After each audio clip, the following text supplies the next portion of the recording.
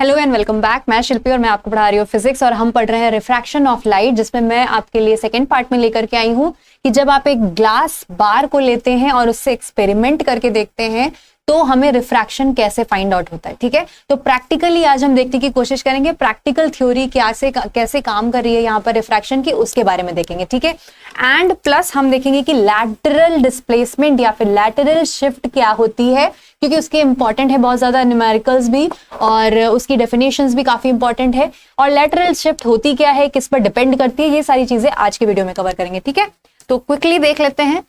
ये lateral displacement पर हम बाद में आएंगे, पहले हम एक्सपेरिमेंट वाला देखेंगे, उसी से हम क्लियर आउट करेंगे कि लैटरल एग्जैक्टली क्या है। तो वीडियो में लास्ट तक बने रहिएगा so that you will know कि फाइनली ये लैटरल फाइंड आउट कैसे हुआ है।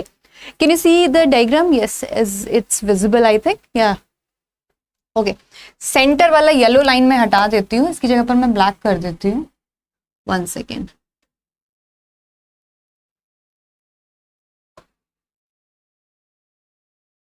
Now it's visible exactly, yeah it is okay। तो देखिए क्या होता है इसमें कि एक ये ग्लास की स्लैब है या ग्लास का एक टुकड़ा लिया गया है। ठीक है, ग्लास का टुकड़ा लिया गया है और हम देखना चाह रहे हैं कि रिफ्रैक्शन किस तरीके से यहाँ पर प्रोसेस होगा।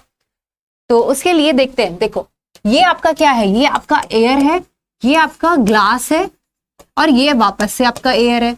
ठीक है, यानी कि रेरर से डेंसर, डेंसर से रेरर मीडियम हो रहा है। और मैंने आपको बताया हुआ है कि जब कभी भी रेरर से डेंसर में मूव करती है तो क्या होता है, आपका जो एंगल ऑफ इंसिडेंस है वो बड़ा होता है और एंगल ऑफ जो आपका रिफ्रैक्शन है वो छोटा होता है। रिमेंबर, रेरर टू डेंसर वाला केस याद आ रहा है।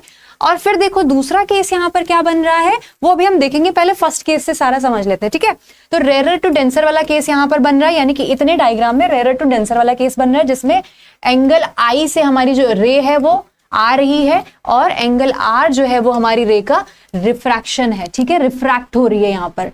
ठीक है, और मैंने आपको एक और चीज बताई थी कि जब रेरर से डेंसर में जाती है, यानी कि पॉश कॉलोनी वाले एरिया से जब मेले वाली जगह पर जाती है तो दब दब के चलने लगती हूं ना मैं, जैसे उसी तरीके से लाइट भी अपने पाथ को बड़ा ही क्यूब टाइप का बना देती है।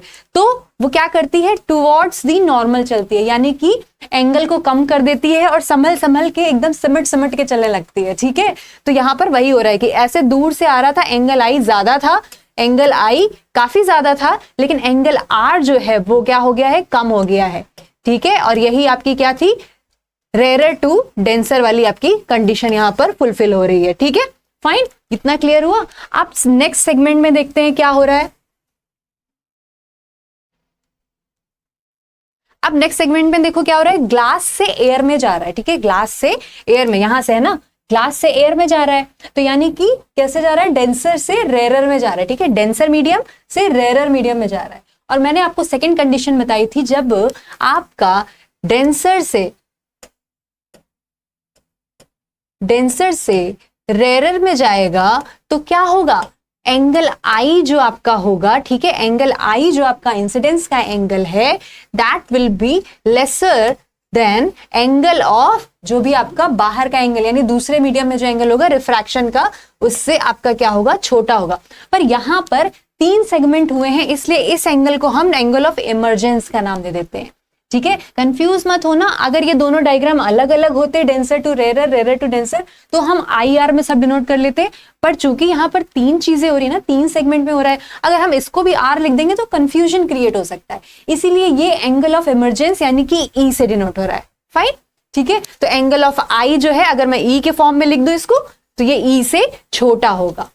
ठीक है, तो एंगल ऑफ आई देख रहे हो, ये छोटा सा है, लेकिन जब एयर में गई तो दूर भाग गई बहुत जोर से। क्यों? क्योंकि डेंसर से रेरर में जा रही, मतलब डेंसर मतलब मेले वाली जगह में जहां वो चल नहीं पा रही थी ठीक से, वहां से वो पहुंच गई है पॉश कॉलोनी में वापस। ठीक है, ऐसे करके रिलेट करो, यू विल रिमेंबर एवरीथिंग, कौन सी रे किस डायरेक्शन में जा रही है ये तो तुम्हें तुरंत याद हो जाएगा। ठीक है, तो ये आपका क्या है, डायग्राम है आपका ग्लास बार का। ठीक है, अब नेक्स्ट हम क्या करेंगे इस प्रैक्टिकल में, अब हम क्या करेंगे, अब हम देखते हैं कि अगर मेरी जो ये लाइट है, अगर ये सब ना होता, अगर ग्लास ना होता, तो मेरी लाइट मुझे कैसे दिखती, तो मेरी लाइट मुझे कुछ इस तरीके से दिखती ना, मैं यहां से देख रही हूँ, आप मुझे देख पा रहे हो, मैं यहां से देख रही हूँ, ठीक है। मैं यहां से अगर देखती इस लाइट को ऊपर से आते हुए, तो वो इसी तरीके से आती, इसी तरीके से आती, इस डायरेक्शन में, ठीक है। पेन चेंज कर लेती हूँ, ठीक है, वो इस डायरेक्शन में आती, राइट। लेकिन अभी क्या हुआ कि हमारे जो ग्लास बार रखने की वजह से इसका पाथ काफी चेंज हुआ। इस पाथ चेंज होने की वजह से कि हमारी जो लाइट है वो यहां पे दिख रही है, यहां से हमको दिख ही नहीं रही है, हमको यहां से दिख रही है। अरे भैया क्यों आ रहे हो, हमको यहां से दिख रही है, यहां से दिख ही नहीं रही है। तो इसका मतलब समझ रहे हो, रिफ्रैक्शन हुआ है यहाँ पर, दैट मीन्स पाथ चेंज हुआ है लाइट का कंप्लीटली। हमको दिखनी यहां थी, यहां मेरी आंखें हैं, लेकिन यहां से दिख रही है हमको लाइट, ठीक है। इसका मतलब है कि पाथ चेंज हुआ है लाइट का because of medium, air to glass, glass to air, ठीक है। बात समझ आई, यही प्रैक्टिकल आपको करना होता है। आप समझो लैटरल डिस्प्लेसमेंट या लैटरल शिफ्ट क्या है। जो भी आपकी इसके और इसके बीच की दूरी, यानी कि जो एक्चुअल पाथ आपका होना चाहिए था लाइट का, जो एक्चुअल या रियल पाथ होना चाहिए था लाइट का, वो और जो अभी फॉर्म हुआ है प्रैक्टिकली, जो मीडियम चेंज होने की वजह से जो पाथ इसने क्रिएट किया है, उन दोनों के बीच की जो डिस्प्लेसमेंट है दैट इज लैटरल डिस्प्लेसमेंट। मतलब थोड़ा शिफ्ट हो गया। लैटरल का मीनिंग क्या होता है, थोड़ा सा शिफ्टिंग होना ना। तो यहां आना चाहिए था बट ये शिफ्ट होके यहां आ रहा है और मुझे यहां से दिख रहा है, बल्कि दिखना यहां से चाहिए था ये, ठीक है। बात समझ आई। तो ये आपका क्या कहलाता है, ये आपका है लैटरल डिस्प्लेसमेंट और लैटरल शिफ्ट, ठीक है। ये क्या है, लैटरल डिस्प्लेसमेंट या फिर लैटरल शिफ्ट। अब ये बताओ मुझे, डेफिनेशन देख लेते हैं हम फटाक से लैटरल डिस्प्लेसमेंट की। द परपेंडिकुलर, देखो, the perpendicular distance between the two path is called lateral displacement. जो कि आप समझ चुके हो कि भैया जो डिस्टेंस थी परपेंडिकुलर, समझ लो। देखो परपेंडिकुलर का मतलब है यहाँ पर कि 90 डिग्री पर, यानी ऐसे 90 डिग्री पर, ठीक है, 90 डिग्री पर जो भी स्ट्रेट लाइन खींचेंगे, ये सब 90 डिग्री हुआ ना इसके लिए। तो ये दोनों तिरछे तिरछे, ये 90 डिग्री हुआ, मतलब परपेंडिकुलर जो डिस्प्लेसमेंट है आपका वो लैटरल शिफ्ट कहलाएगा। फाइन, भूलना मत कभी। आप देखो नेक्स्ट क्या है, लैटरल डिस्प्लेसमेंट जो है आपका या लैटरल शिफ्ट है आपकी, वो कुछ फिनोमिना पर डिपेंड भी करती है, कुछ क्राइटेरिया पर डिपेंड भी करती है, ठीक है, ठीक है। तो वो आपका है thickness, angle of incidence, refractive index और वेवलेंथ ऑफ लाइट, ठीक है। जैसे आपका रिफ्रैक्टिव इंडेक्स आपका चेंज हो रहा था, उसी के अकॉर्डिंग आपका लैटरल भी चेंज होता है, शिफ्ट भी चेंज होती है। कैसे, देखो थिकनेस के हिसाब से क्या होगा और इसके हिसाब से क्या होगा, दैट मीन्स आपका जो लैटरल शिफ्ट है, लैटरल शिफ्ट होता है वो आपका थिकनेस बढ़ने के साथ में बढ़ जाएगा। मतलब अगर ग्लास मोटी होगी, है ना, ग्लास मोटी हुई तो जो आपकी जो डिस्प्लेसमेंट है ये बढ़ जाएगी। क्यों, ग्लास मोटी हुई अगर, तो आपकी जो रे है वो थोड़ा और इधर चली जाएगी और हम एक्चुअल पाथ कुछ और देखना चाहते थे, ठीक है। तो थिकनेस बढ़ने से रिफ्रैक्टिव इंडेक्स बढ़ जाएगा, रिफ्रैक्टिव एंगल बढ़ जाएगा, इसलिए जो ये डिस्प्लेसमेंट है ये बढ़ जाएगी, ये बढ़ जाएगी, ठीक है। तो थिकनेस बढ़ने से ये चीज हो गई, ठीक है।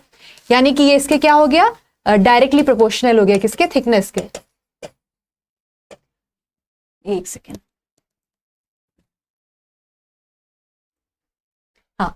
और देखिए angle of incidence, angle of incidence जैसे जैसे बढ़ेगा वैसे वैसे आपका क्या होगा, आपकी लैटरल भी डिस्प्लेसमेंट भी बढ़ जाएगी। That means angle of incidence से भी ये डायरेक्टली प्रोपोर्शनल है,